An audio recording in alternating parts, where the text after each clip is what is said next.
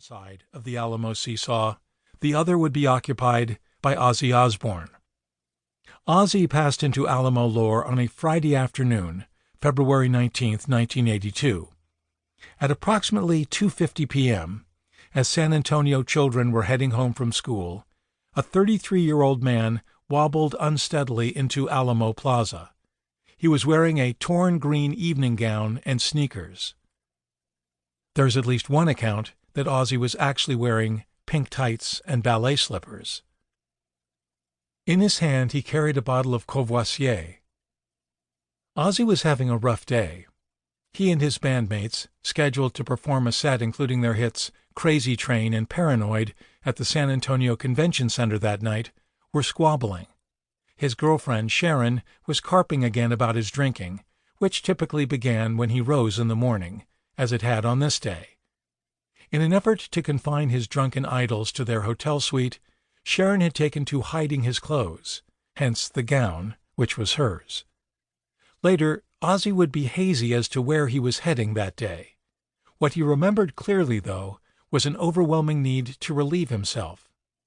Frustrated by his inability to locate a suitable loo, he decided to do as inebriated rock stars have done since the dawn of time. He sidled up to what appeared to be a little used section of wall, parted his dress, and proceeded, with a great sigh, to do his business. Suddenly he heard a voice behind him. "You disgust me." Ozzy turned, as one would, and said, "What?" An older gent in a cowboy hat was staring at him. "You're a disgrace, do you know that?" he said. Ozzy attempted to explain about the gown. "It ain't the dress, you limey faggot piece of dirt," the man said. "That wall you're relieving yourself on is the Alamo." "The what?" Given the various chemicals involved, we would concede that this version of events, which Ozzy related in his 2009 autobiography, might not be 100% accurate.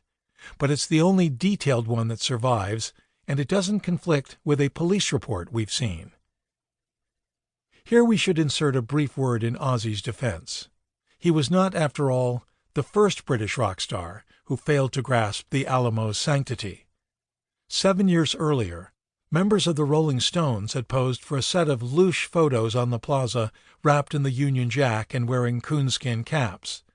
When a disapproving doyen informed them that leaning against the Alamo walls was disrespectful, a puzzled Mick Jagger remarked, "I don't know what the Alamo is or where it is, but we'll never play it again." That Ozzy Osbourne peed on the Alamo is a tale that passed into Texas legend.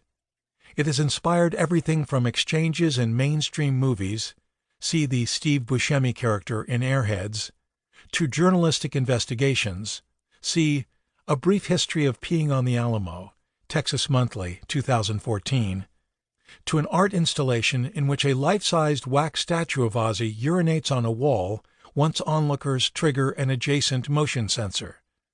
Alas, as with so much about the Alamo, the story is not exactly true.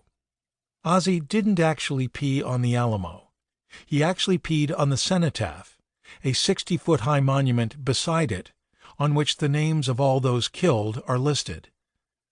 City fathers banned him from performing in San Antonio for years, until Ozzy apologized and donated $10,000 to charity. Ozzy represents the flip side of Phil Collins's traditionalism, what people in Texas call Alamo revisionism, an intellectual school that, metaphorically, amounts to peeing on the Alamo legend. Revisionists tend to think the entire Texas revolt was a bit more about protecting slavery from Mexico's abolitionist government than it was about opposing Santa Anna's supposed tyranny. Some think the whole thing was an American conspiracy to steal Texas from Mexico. Many don't believe Crockett went down fighting, as John Wayne famously did in his 1960 movie, The Alamo. Almost none of them believe Travis drew that fateful line in the Alamo sand. And make no mistake, this is all very serious business in Texas. But then, no other state prizes its history quite like Texas. Maybe it's the fact that it stood for a decade.